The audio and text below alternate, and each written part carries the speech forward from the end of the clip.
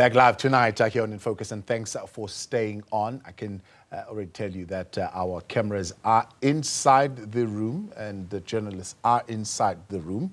The top six of the ANC is inside the room, which says any minute from now we will be taking that address. So in the middle of my conversation with the SIU, we might need to go there. But the Special Investigating Unit has welcomed the Constitutional Court's dismissal of an application brought by Mphaphuli Consulting to appeal a judgment on the investigation relating to electrification of villages in the Limpopo province. In a statement, the SIU says the judgment now clarifies whether it was empowered to investigate the electrification of the villages under Greater Tubatse Municipality. Spokesperson Kaizer Kganyago joins us now for that. Kaizer, good to have you, and thank you very much for coming on. What was the challenge? Did the consulting company say you have no right to investigate this contract?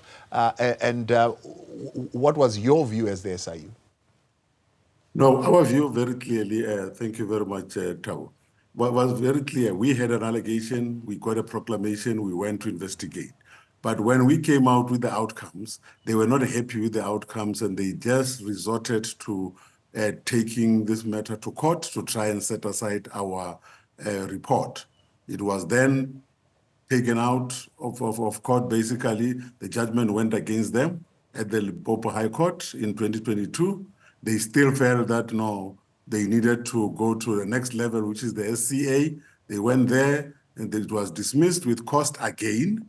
And then they felt they needed to go to the higher court, and they went to the Constitutional Court, and the same thing applies. Therefore, the delay was on their side because they were trying to not want to pay the 76 million that we say they need to pay back. So that is the outcome and the recommendation that would have come from you. Why the 76 million?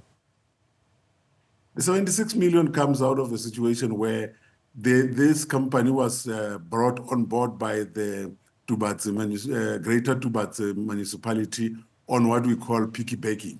Piggybacking means that they then they found this company working in a municipality in Vembe, and then they say, because you are doing the same thing, you can come and do it here. But the principle that goes around that is to say, you must charge the same prices for the same unit as in the other contract. And they did not do so. They charged more on the basis of this contract with Greater Tubatse. And that culminated into the 76 million that we want to be returned. So the 76 million you're saying is undue benefit that went to the company over and above the amount that would have been spent in the electrification of those villages? Yes, that is the disadvantage of piggybacking, because when you piggyback, you've got the pricing must be the same. Therefore, that is why when you piggyback, you avoid going into a tender process where you compete with other people. You just take the person. That is why the conditions of the other contract must remain the same.